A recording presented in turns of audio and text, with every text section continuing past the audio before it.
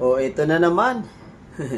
Grabe talaga yung panggigipit ng gobyerno sa atin mga kababayang Pilipino. Alam naman natin na hindi ang Office of the Vice President ang ginigipit nito, kundi tayo. Kasi sino ba ang makikinabang nitong medical at burial assistance program ng Office of the Vice President? Di ba tayo mga kababayan?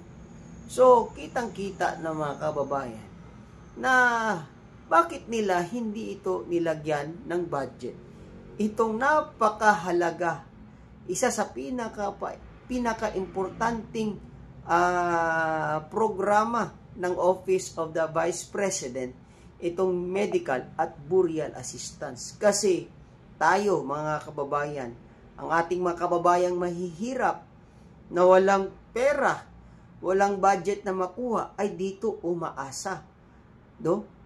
Pero nakikita ninyo, pagdating dito sa AKAP, pagdating dito sa AX, TUPAD, ay grabe yung mga budget na ibinigay nila, mga kababayan.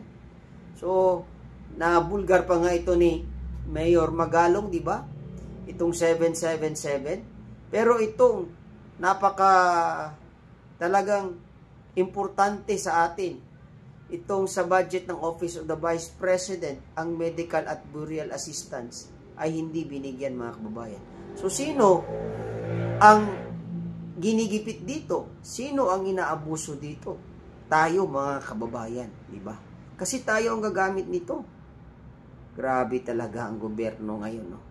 Grabe yung panggagago, pagbabastos, pang-aabuso nila sa atin, mga kababayan, mga kaibigan. So ito lang masasabi ko, grabe talaga.